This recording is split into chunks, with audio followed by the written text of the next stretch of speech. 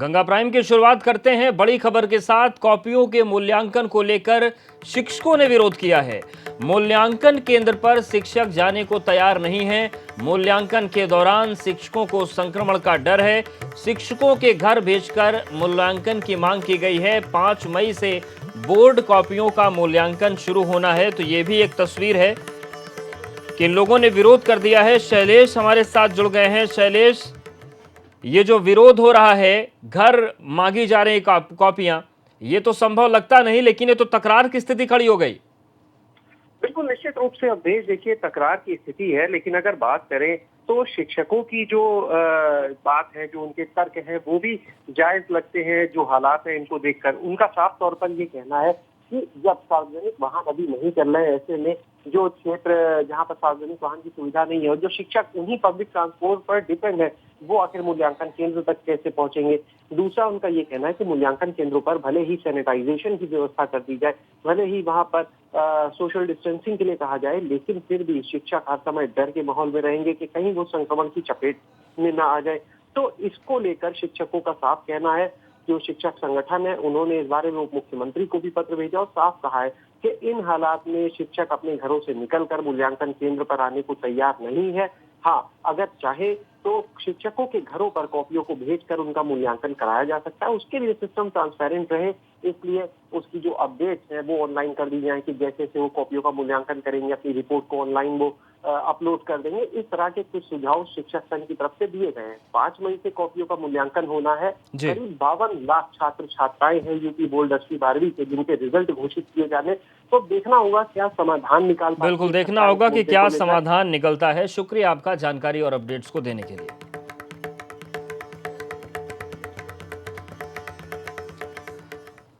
और यूपी की योगी आदित्यनाथ सरकार ने लॉकडाउन 3 को लेकर दिशा निर्देश जारी कर दिए हैं। इसके तहत यूपी में ग्रीन जोन में बसें चलेंगी और क्या क्या कहा गया है वो हम आपको बताते हैं। कंटेनमेंट एरिया में सिर्फ आवश्यक वस्तुओं की पूर्ति होगी। गैर जरूरी आवागमन शाम 7 से सुबह 7 तक बंद होगा। रेड जोन में क्लिनिक खोले जाएंगे। Cycle, rickshaw, auto rickshaw, taxi की मनाही होगी। कैब, जनपदीय, अंतर जनपदीय बस परिवहन की मनाही है। और रेड जोन में 4 पहिया वाहन में ड्राइवर के अलावा 2 व्यक्ति हो सकते हैं। 2 पहिया वाहन पर छूट मिलेगी। शहरी क्षेत्रों में औद्योगिक प्रतिष्ठान चलेंगे। श्रमिकों का चिकित्सा बीमा अनिवार्य होगा। ज़्यादा लोगों की बैठक में 6 फुट की दूरी होगी और लिफ्ट में अधिक से अधिक 4 लोग ही जा सकते हैं। ग्रामीण क्षेत्र में सभी प्रकार के निर्माण की अनुमति होगी। तो यूपी में क्या खुलेगा, क्या बंद होगा। अब ऑरेंज जोन की बात करें तो कंटेनमेंट जोन के बाहर शराब की दुकानें खुलेंगी। टैक्सी कैब में 1 ड्राइवर टैक्सी जिले की सीमा के भीतर चल सकेंगी। इसके अलावा कंटेनमेंट जोन के बाहर शराब की दुकानें खुलेंगी। टैक्सी कैब में 1 ड्राइवर और 2 यात्री हो सकते हैं। टैक्सी जिले की सीमा के भीतर चल पाएंगे। और ग्रीन जोन में रेल परिवहन, अंतर्राज्यीय बस परिवहन बंद रहेगा। मेट्रो रेल भी बंद रहेंगे। कोचिंग संस्थान, सिनेमा हॉल बंद रहेंगे। जिम, स्विमिंग पूल, बार, सभागार भी बंद रहेंगे। सामूहिक गतिविधियों पर रोक रहेगी। धार्मिक जुलूस, धर्मस्थल बंद रहेंगे। बसों का संचालन 50% सीटों के साथ ही किया जाएगा। मेट्रो रेल, अंतर्राज्यीय आवागमन, स्कूल कॉलेज पूरी तरीके से यहां पर बंद रहेंगे। मैं बताना चाहूंगा कि भारत सरकार की जो गाइडलाइंस हैं उसको यथा जो है, जैसा भारत सरकार ने कहा एग्जैक्टली लगभग जो है उसी तरह से उन्होंने जो आदेश दिया है उसी के अनुरूप जो है आदेश जारी किया है। इस गाइडलाइंस को 4 मई से 2 सप्ताह से, यानी कल सुबह प्रातः से ये 2 सप्ताह के लिए जो है जारी किया गया है। और साथ साथ इसमें रेड जोन, ग्रीन जोन और ऑरेंज जोन जो निर्धारित भारत सरकार के स्वास्थ्य मंत्रालय द्वारा किए गए हैं उसको परिभाषा को स्वीकार करते हुए उसके अनुरूप ही कार्रवाई की गई। आपको सबको मालूम है कि रेड जोन वो जनपद है जहां पर एक्टिव केसेस हैं। ग्रीन जोन वो जनपद है जहां कोई एक्टिव केस नहीं है या पहले कभी एक्टिव केस रहा था तो वो 21 दिन पूरा कर चुका है। और ग्रीन जोन, ऑरेंज जोन वो है जो ना रेड जोन है ना ग्रीन जोन है। तो भारत सरकार की गाइडलाइंस के अनुरूप जो है निर्देश आज जारी किए गए हैं।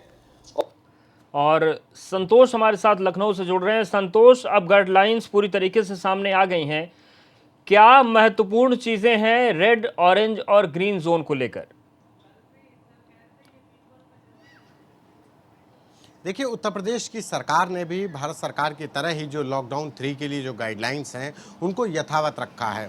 बस कुछ तब्दीलियां जो की हैं वो महत्वपूर्ण इस बात के लिए हैं कि जो हॉटस्पॉट है उसका पेरिफेरी को डिसाइड किया है, यानी जो पहले से परिभाषित था वही उसको उत्तर प्रदेश सरकार ने लागू कर दिया है। अब अगर किसी हॉटस्पॉट से एक ही व्यक्ति संक्रमित होगा तो उस हॉटस्पॉट का 400 मीटर का दायरा ही वहां पर सील किया जाएगा। लेकिन अगर किसी हॉटस्पॉट से एक से ज्यादा संक्रमित लोग आते हैं तो उस हॉटस्पॉट के 1 किलोमीटर का दायरा, यानी 1 किलोमीटर के आसपास का इलाका पूरा हॉटस्पॉट होगा, वो सील किया जाएगा। सबसे महत्वपूर्ण बिंदु, दूसरा महत्वपूर्ण बिंदु था कि शराब की दुकानों को लेकर उत्तर प्रदेश सरकार ने अनुमति दे दी है, क्योंकि जिस तरीके से भारत सरकार ने शुक्रवार को शराब की दुकानों को लेकर के अनुमति दी थी, लेकिन एक संशय था कि उत्तर प्रदेश सरकार क्या करेगी, क्योंकि मुख्यमंत्री योगी आदित्यनाथ के लिए यह कहा जा रहा था कि शायद उत्तर प्रदेश में रेड जोन में कम से कम शराब की दुकानों की मनाही होगी, लेकिन ऐसा नहीं है। उत्तर प्रदेश में भी रेड, ऑरेंज और ग्रीन जोन में शराब की दुकानें खुलेंगी, लेकिन शर्तों के साथ। हॉटस्पॉट में कोई दुकान नहीं खुलेगी। रेड जोन, ग्रीन जोन और ऑरेंज जोन में जो शराब की दुकानें खुलेंगी वो स्टैंडिंग अलोन, यानी कि एकल जो दुकान होगी, जो किसी मार्केट में नहीं होगी, किसी बाजार में नहीं होगी, किसी भीड़ भाड़ वाले इलाके में नहीं होगी, वो दुकान खुलेगी। आसान भाषा में जो हाईवे के किनारे जो शराब की दुकानें होती हैं वहां पर वो दुकानें खुलेंगी। बिल्कुल दुकानें खुलेंगी। संतोष, एक सवाल और भी है, शराब की दुकानों की बात करें, एसेंशियल सर्विसेज की बात करें, इसके अलावा भी जो अलग अलग तरह के उद्योग हैं, क्या उन्हें इजाजत होगी? या जैसे गाड़ियों के बड़े शोरूम हो गए, क्योंकि BS6 जब मार्च 31 से लागू होना था, उनको बड़ी चिंताएं हैं। इसके अलावा भी तमाम जो उद्योग हैं, जहां पर कारखाने हैं या फिर जो सर्विस सेंटर्स हैं, क्या उनको खोलने की इजाजत है अभी? देखिए, शोरूम कोई नहीं खुलेगा, चाहे वो शोरूम हो, शॉपिंग सेंटर हो, शॉपिंग मॉल हो, कॉम्प्लेक्स हो, स्पा हो, जिम हो, जहां पर लोग इकट्ठा होते हैं वहां कुछ भी नहीं खुलेगा। निर्माण कार्य चलेगा, लेकिन उसमें भी शर्त है कि जिस भी औद्योगिक इकाई में 50 से ज्यादा लोग हैं वहां पर रोटेशन वाइज और सोशल डिस्टेंसिंग का पालन करते हुए वहां पर मजदूर बुलाए जाएंगे। और वहां पर अगर मजदूरों को गैर जनपद से भी बुलाना है, अगर वो एक ही जनपद के हैं तो वो अपने साधन से आएंगे, लेकिन अगर दूसरे जिले से आना है तो उसकी व्यवस्था जो औद्योगिक इकाई के जो प्रमुख होंगे, चाहे वो मालिकान हो फैक्ट्री का, उसको करना होगा। लेकिन उस बस में 50% से ज्यादा मजदूर नहीं होंगे। पूरी एहतियात बरती जाएगी। बाउंड्री वॉल से लेकर के, फैक्ट्री की बाउंड्री वॉल से लेकर के वर्किंग एरिया, चाहे वो वॉशरूम हो, सभी जगह पर सैनिटाइजेशन किया जाएगा। जो मजदूर होंगे उनके रखरखाव का पूरा ख्याल रखा जाएगा। दूसरी तरफ जो औद्योगिक इकाइयां जो कहा जाए कि रेड जोन में भी हैं, लेकिन अगर वो मेडिकल इक्विपमेंट्स, मेडिसिन की दवाइयों में हैं तो उनको मनाही नहीं होगी, वो अपना प्रोडक्शन शुरू कर सकती हैं, लेकिन उनके लिए भी सोशल डिस्टेंसिंग का पालन करना होगा। ग्रामीण क्षेत्रों में दुकानें खुलेंगी। सबसे महत्वपूर्ण बात कि ग्रामीण इलाकों में कोई पाबंदी नहीं है, वहां पर दुकानें खुलेंगी, लेकिन दुकानें वहां पर सोशल डिस्टेंसिंग का पालन करेंगी। मॉल वहां पर भी नहीं खुलेगा, यानी कि शॉपिंग कॉम्प्लेक्स होगा या अगर जो कोई मॉल होगा अगर किसी ग्रामीण इलाके में, वो नहीं खुलने पाएगा, लेकिन अगर बाजार होंगे ग्रामीण इलाकों में वो सोशल डिस्टेंसिंग का पालन करते हुए खुलेंगे।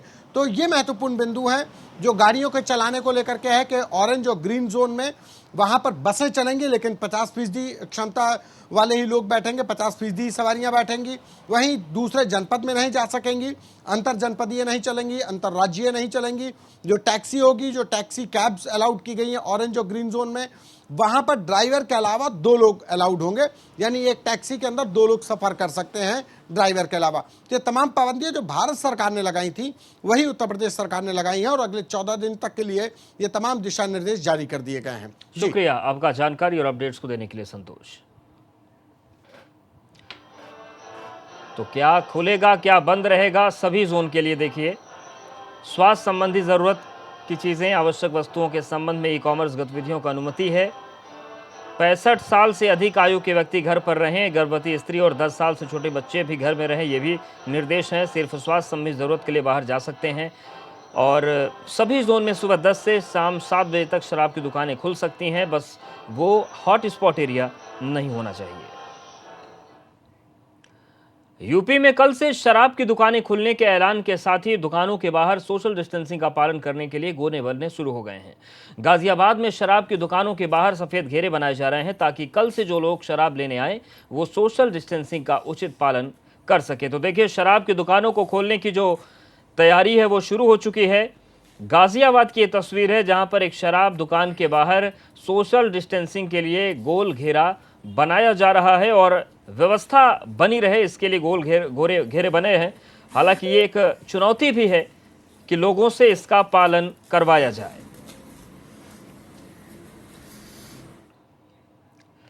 देश की तीनों सेनाएं आज कोरोना वॉरियर्स को सलाम उन्होंने किया। लखनऊ में वायुसेना के हेलीकॉप्टर ने केजीएमयू में कोरोना योद्धाओं पर पुष्प वर्षा की, तो वहीं वायुसेना के सुखोई फाइटर प्लेन्स ने फ्लाई मार्च निकाला। तस्वीरें आपके सामने हैं। ये तस्वीर हम आपको दिखा रहे हैं जब केजीएमयू के डॉक्टर्स का सम्मान किया जा रहा है। सुखोई विमान ऊपर से निकले। इसके अलावा देश के अलग अलग शहरों से ये तस्वीरें सामने आई। देखिए 5 तस्वीरें आपके सामने हैं। दिल्ली से तस्वीर जहां पर हेलीकॉप्टर के जरिए पुष्प वर्षा की गई। लखनऊ में सुखोई विमानों ने सलामी दी कोरोना वॉरियर्स को। देहरादून में भी हेलीकॉप्टर से पुष्प वर्षा हुई। आगरा में भी एसएन मेडिकल कॉलेज के ऊपर फूल बरसाए गए और ऋषिकेश एम्स के ऊपर भी पुष्प वर्षा हेलीकॉप्टर से करवाई गई।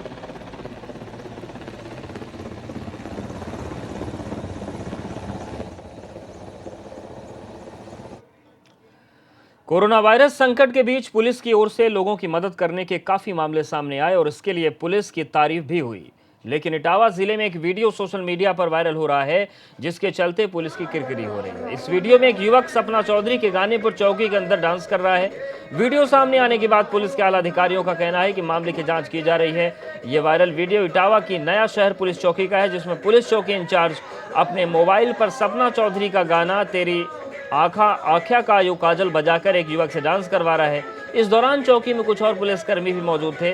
वो मना करने के बजाय डांस का मजा ले रहे थे। पुलिस अफसरों का कहना है कि मामले की जांच हो रही। देखिए तस्वीर।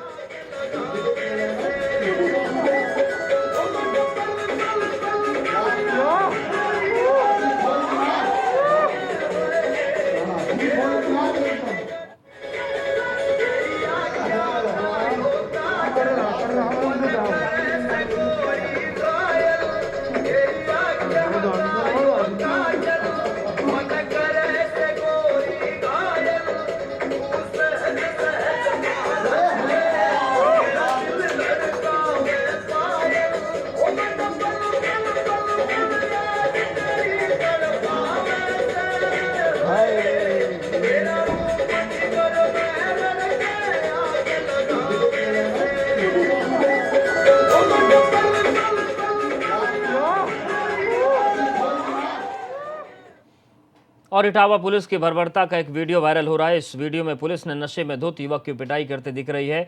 दरअसल बीबा मऊ इलाके में रहने वाला एक युवक मानसिक विक्षिप्त है। वायरल वीडियो में वो शराब के नशे में धुत नजर आ रहा है। आरोप यह है कि गांव के प्रधान के कहने पर सिपाहियों ने युवक को जमीन पर लिटाने के बाद उसकी जमकर लाठियां बरसाई। वीडियो वायरल होने के बाद हरकत में आए अधिकारियों ने जांच के आदेश दिए।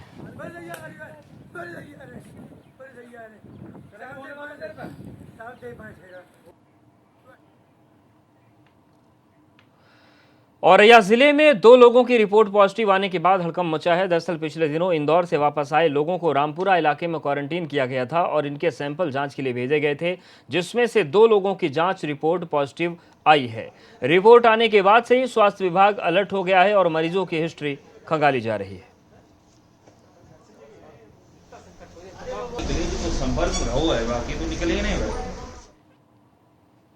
और आगे बढ़ते हैं और बात भदोही की, जहां पर दबंगों ने कोरोना वॉरियर्स पर हमला कर दिया। जानकारी के मुताबिक जिले में अवैध रूप से चल रहे कसाई खाने के दबंग गंदगी और मांस को नाले में बहा देते हैं। इस बात का जब सफाई नायकों ने विरोध किया तो आरोप है कि दबंगों ने मारपीट कर दी, जिसके विरोध में दर्जनों सफाई नायकों ने काम बंद कर आरोपियों के खिलाफ कार्रवाई की मांग की है। एसडीएम ने सफाई नायकों पर हमला करने वालों के खिलाफ सख्त कार्रवाई के निर्देश दिए। कर्मचारी एक है, हम सब कर्मचारी एक है, कर्मचारी जिंदाबाद।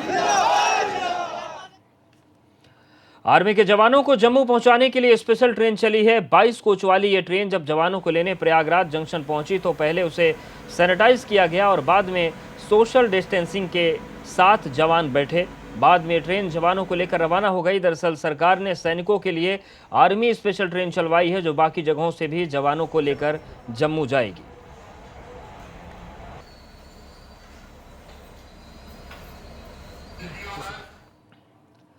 गुजरात के साबरमती से करीब 1200 श्रमिक ट्रेन से आज कानपुर पहुंचे, जहां पर उन्हें बसों के माध्यम से उनके घर पहुंचाया गया। इस दौरान करीब 40 बसें खड़ी थी, जिसमें थर्मल स्क्रीनिंग के बाद वो बैठे और अपने घरों के लिए रवाना हुए।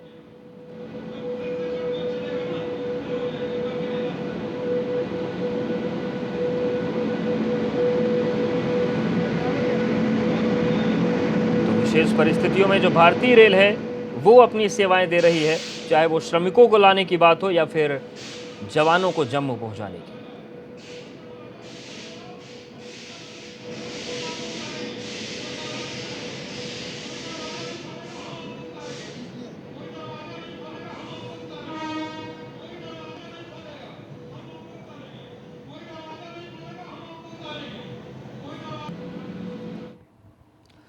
देवरिया जिले में स्वास्थ्य कर्मियों का एक वीडियो वायरल हो रहा है, जिसमें ये तस्वीरें दिख रही हैं। आप देखिए, वायरल वीडियो में 30 अप्रैल का बताया जा रहा है। वीडियो में सभी स्वास्थ्य कर्मियों पर सीएमओ एक्शन लेने की बात मांग की जा रही। बताया जा रहा है कि जिले में जब पहला कोरोना पॉजिटिव पाया गया तो उनके परिजनों का कोरोना टेस्ट का सैंपल लेने के लिए जिला अस्पताल से 9 लैब टेक्नीशियन को एक 4 पहिया वाहन में भरकर भेज दिया गया।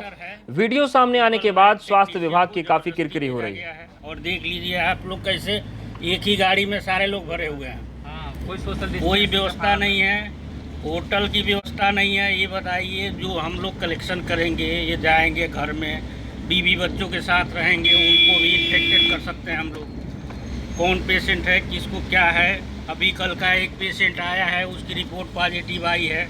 हमारे ही सहकर्मी एक हैं जो सैंपल लिए, उनका तबीयत भी डिस्टर्ब हो गया है, उनको वायरल फीवर हो गया है।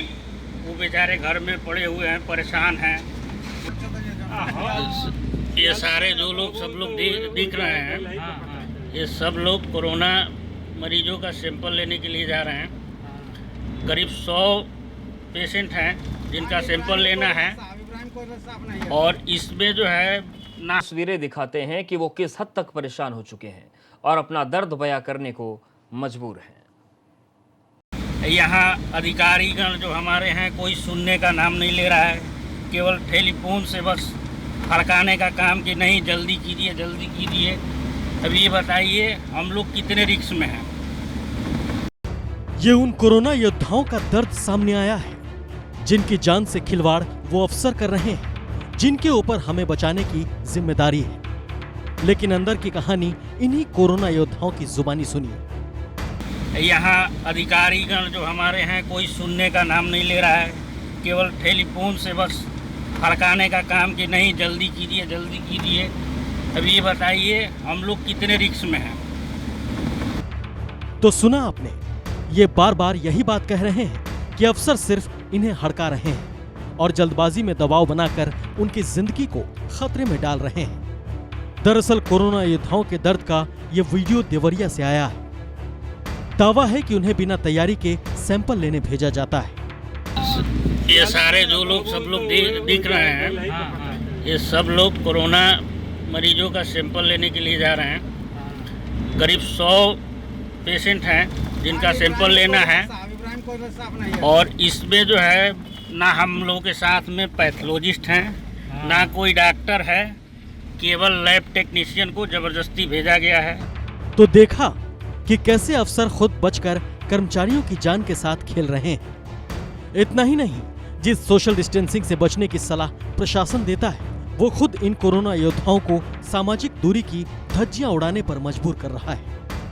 देख लीजिए आप लोग कैसे एक ही गाड़ी में सारे लोग भरे हुए हैं। कोई व्यवस्था नहीं है, होटल की व्यवस्था नहीं है। ये बताइए, जो हम लोग कलेक्शन करेंगे, ये जाएंगे घर में, बीवी बच्चों के साथ रहेंगे, उनको भी इन्फेक्टेड कर सकते हैं हम लोग। कौन पेशेंट है, किसको क्या है। अभी कल का एक पेशेंट आया है, उसकी रिपोर्ट पॉजिटिव आई है। हमारे ही सहकर्मी एक हैं जो सैंपल लिए, उनका तबीयत भी डिस्टर्ब हो गया है, उनको वायरल फीवर हो गया है। वो बेचारे घर में पड़े हुए हैं, परेशान हैं। वो जाके घर में रहे, बीवी बच्चों के साथ रहे। सवाल जिंदगी का है जो देवरिया प्रशासन खतरे में डाल रहा है। ऐसे में सवाल है कि जब कोरोना योद्धाओं के साथ इतना खिलवाड़ हो रहा है तो लोगों के साथ कितनी लापरवाही बरती जा रही होगी। सैंपल लेने के लिए सिर्फ जूनियर कर्मचारियों पर दबाव क्यों? डॉक्टर या बड़े अफसर खुद कमान क्यों नहीं संभालते? सवाल यह भी है कि देवरिया के आलाकमान अफसर जल्दबाजी के चलते अनमोल जिंदगी के साथ खिलवाड़ क्यों कर रहे हैं? जब कोरोना को रोकने के लिए सावधानी ही बचाओ है, तो इतनी बड़ी लापरवाही क्यों की जा रही है? इसका जवाब तो देवरिया के जिम्मेदार अफसरों से पूछा जाना चाहिए। देवरिया से रंजीत शाही, एबीपी गंगा।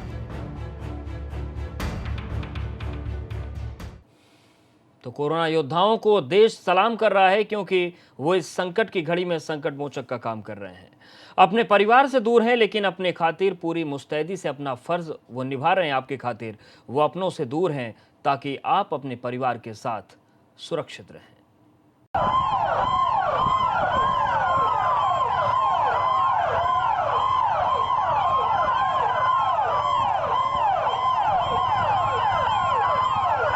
दिन हो या रात, चिलचिलाती धूप हो या छांव, मुश्किल वक्त में ये कोरोना योद्धा निडर होकर अपनी जान पर खेलकर अपना फर्ज पूरी शान से अदा कर रहे हैं। न सिर्फ फर्ज अदायगी है, बल्कि चेहरे पर मुस्कान लाने का काम भी यूपी पुलिस बखूबी निभा रही है। लेकिन आपके लिए तैनात ये योद्धा अपनों से दूर हैं।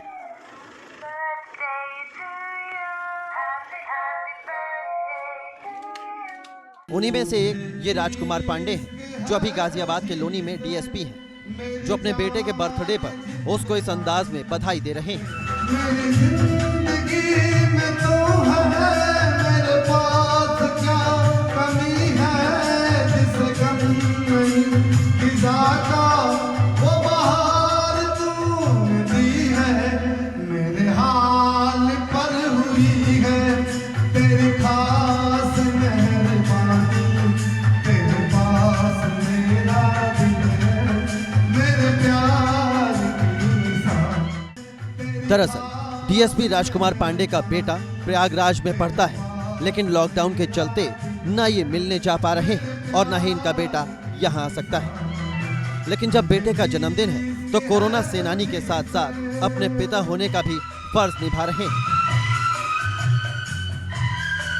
गाजियाबाद के डीएसपी राजकुमार पांडे का ये इमोशनल वीडियो काफी सुर्खियों में है।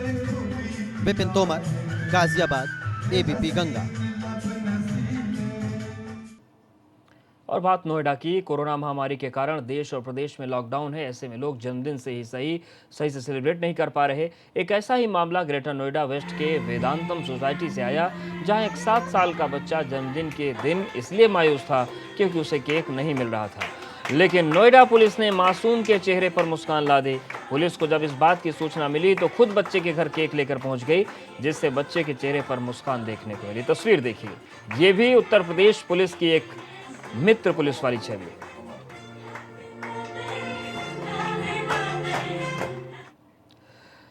चलिए अब आपको दिखाते हैं कानपुर से आई एक अच्छी खबर। यहां पर एक 3 साल की बच्ची कोरोना मरीजों के लिए प्रेरणा बन रही है, वो भी तब जब वो बच्ची खुद संक्रमित है और अस्पताल में भर्ती ये मासूम घबराने के बजाय डांस करती नजर आई। बता दें कि ये बच्ची सिपाही की बेटी है, जो पॉजिटिव मिलने के बाद काशीराम अस्पताल में भर्ती है। अब ये वीडियो सोशल मीडिया पर काफी वायरल हो रहा है।